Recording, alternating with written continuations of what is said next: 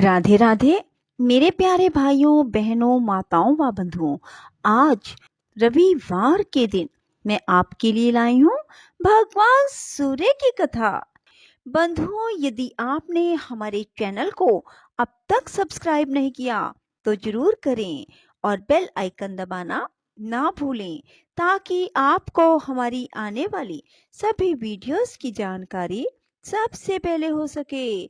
बंधुओं, वीडियो को पूरी सुनने के बाद कमेंट बॉक्स में जय सूर्य भगवान जरूर लिखें। बोलो सूर्य भगवान की जय हो। भगवान सूर्य का आधार ध्रुव है और ध्रुव का शिशुमार के आशय स्वयं श्री नारायण है। उस शिशुमार के हृदय में श्री नारायण स्थित है, जो समस्त प्राणियों के पालन करता और आदिभूत सनातन पुरुष हैं। श्री प्राशर जी बोले, आरोह और अवरोह के द्वारा सूर्य की एक वर्ष में जितनी गति है, उस संपूर्ण मार्ग की दोनों काष्ठाओं का अंतर 180 मंडल है।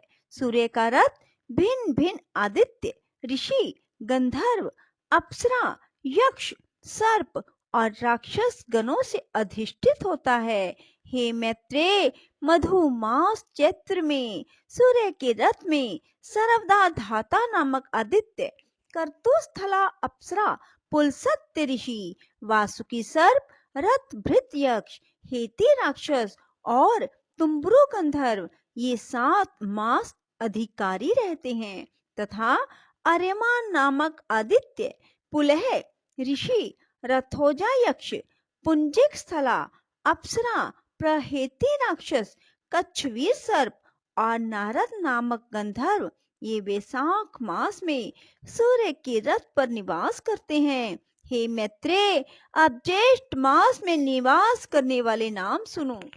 उस समय मित्र नामक आदित्य, अत्रि ऋषि, तक्षक सर्प, पौरुषेय राक्षस, मेनका अप्सरा, हाहा गंधर्व और रथ स्वन नामक यक्ष ये उस रथ में वास करते हैं तथा आषाढ़ मास में वरुण नामक आदित्य, वशिष्ठ ऋषि, नाग सर्प, सहजन्य अप्सरा, हुहु गंधर्व, रक्ष राक्षस और रथ चित्र नामक यक्ष उसमें रहते हैं। श्रावण मास में इंद्र नामक आदित्य, विश्वा वसु गंधर्व, स्तोत्र यक्ष, एला पुत्र सर्प, अंगिरा ऋषि, प्रमलोचा अप्सरा और सर्पी नामक राक्षस सूर्य के रथ में बसते हैं तथा भाद्रपद में विवस्वान नामक आदित्य, उग्रसेन गंधर्व, भृगु ऋषि, आपूरन यक्ष, अनुलोचा अप्सरा, नागसर्प, सहजन्य अप्सरा, हुहु गंधर्व, रथ राक्षस और रथचित नामक यक्ष उसमें रहते हैं। श्रावण मास में इंद्र नामक आदित्य, विश्वावसु गंधर्व, स्तोत्र यक्ष, एला पुत्र सर्प, अंगिरा ऋषि, प्रमलोचा अप्सरा और सर्पी नामक राक्षस सूर्य के रथ में बसते हैं तथा भाद्रपद में विवस्वान नामक आदित्य, उग्रसेन गंधर्व, भृगु ऋषि, आपूरन यक्ष, अनुलोचा अप्सरा, शंखपाल सर्प और व्याघ्र नामक राक्षस का उसमें निवास होता है। आश्विन मास में पूषा नामक आदित्य, वसुरुचि गंधर्व, वात राक्षस, गौतम ऋषि, धनंजय सर्प, सुषेण गंधर्व और घृताची नाम की अप्सरा का उसमें वास होता है। कार्तिक मास में उसमें विश्वावसु नामक गंधर्व, भारद्वाज ऋषि, पर्जन्य आदित्य, ऐरावत सर्प, विश्वाची अप्सरा, सेनजित यक्ष और आप नामक राक्षस रहते हैं। मार्गशीर्ष के अधिकारी अंश नामक आदित्य, कश्यप ऋषि, ताक्षरे यक्ष, महापदम सर्प, उर्वशी अप्सरा, चित्रसेन गंधर्व और विद्युत नामक राक्षस हैं। हे विप्रवर, पौष मास में कर्तु ऋषि, भग आदित्य, उर्नायु गंधर्व, सफोज राक्षस, करकोटक सर्प, अरिष्ट नेमी यक्ष, पूर्वचिति अप्सरा जगत को प्रकाशित करने के लिए सूर्य मंडल में रहते हैं। हे मैत्रेय, तवष्टा नामक आदित्य, जमद अग्नि ऋषि, कंबल सर्प, तिलोत्तमा अप्सरा, ब्रह्मोपेत राक्षस, क्षिरित जित यक्ष और धृतराष्ट्र गंधर्व, ये 7 माघ मास में भास्कर मंडल में रहते हैं। अब जो फागुन मास में सूर्य के रथ में रहते हैं, उनके नाम सुनो। हे महामुने, वे विष्णु नामक आदित्य, अश्वतर सर्प, रंभा अप्सरा, सूर्यवर्चा गंधर्व, सत्यजित यक्ष, विश्वामित्र ऋषि, यज्ञोपेत नामक राक्षस हैं। हे ब्रह्मन, इस प्रकार विष्णु भगवान की शक्ति से तेजोमय हुए ये 7 गण एक एक मास तक सूर्य मंडल में रहते हैं।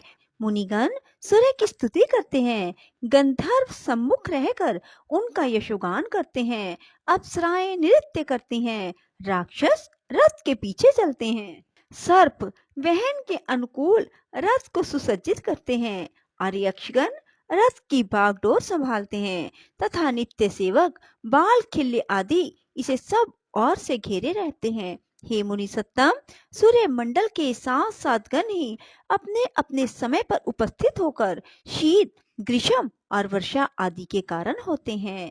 श्री मैत्रेय जी बोले, भगवान, आपने जो कहा कि सूर्य मंडल में स्थित 7 गण शीत, ग्रीष्म आदि के कारण होते हैं, सो मैंने सुना। हे गुरु, आपने सूर्य के रथ में स्थित और विष्णु शक्ति से प्रभावित गंधर्व, सर्प, राक्षस, ऋषि, बाल खिल्ले आदि अप्सरा तथा यक्षों के तो पृथक पृथक व्यापार बतलाए, किंतु हे मुने, यह नहीं बतलाया कि सूर्य का कार्य क्या है।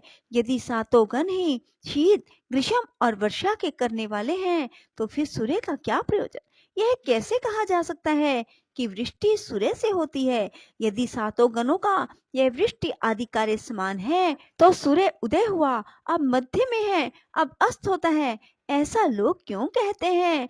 हे मैत्रेय, जो कुछ तुमने पूछा है उसका उत्तर सुनो। सूर्य 7 गणों में से ही एक है, तथापि उनमें प्रधान होने से उनकी विशेषता है। भगवान विष्णु की जो सर्वशक्तिमयी ऋक, यजु, साम नाम की पराशक्ति है, वह वेद त्रयी ही सूर्य को ताप प्रदान करती है और संसार के समस्त पापों को नष्ट कर देती है।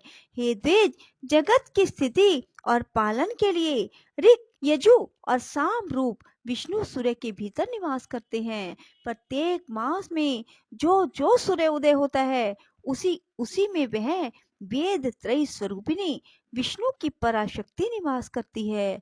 पूर्वाहन में ऋक, मध्याह्न में बृहद धनतर आदि यजु तथा सायंकाल में साम श्रुतियां सूर्य की स्तुति करती हैं। यह ऋक, यजु, साम रूपनी वेद त्रयी भगवान विष्णु का अंश है। यह विष्णु शक्ति सर्वदा आदित्य में रहती है। यह त्रयीमयी वैष्णवी शक्ति केवल सूर्य की अधिष्ठात्री है, बलिक ब्रह्मा, विष्णु, महादेव भी त्रयीमय हैं। सर्ग के आदि में ब्रह्मा श्रृंगमय है, उनकी स्थिति के समय विष्णु यजुर्मय, अंत काल में रुद्र साममय है। इसलिए सामगान की ध्वनि अपवित्र मानी गई है। इस प्रकार वह त्रयीमयी सात्विकी वैष्णवी शक्ति अपने 7 गणों में आदित्य आदि में स्थित है। इससे अधिष्ठित सूर्य देव भी अपनी प्रखर रश्मियों से अत्यंत प्रज्वलित होकर संसार के संपूर्ण अंधकार को नष्ट कर देते हैं। उन सूर्य देव की मुनिगण स्तुति करते हैं, गंधर्वगण उनके सम्मुख यशोगान करते हैं, अप्सराएं नृत्य करती हैं, राक्षस रथ के पीछे रहते हैं, सर्पगण रथ का साज सजाते हैं, यक्ष घोड़ों की बागडोर संभालते हैं। हे द्विज, दिन और रात्रि के कारण स्वरूप भगवान सूर्य पितृगण, देवगण, मनुष्य आदि को सदा तृप्त करके घूमते रहते हैं। सूर्य अपनी किरणों से पृथ्वी से जितना जल खींचता है, उन सब को प्राणियों की पुष्टि और अन्न की वृद्धि के लिए बरसा देता है। उससे भगवान सूर्य समस्त प्राणियों को आनंदित कर देते हैं और इस प्रकार वे देव, मनुष्य, पितृगण आदि सभी का पोषण करते हैं।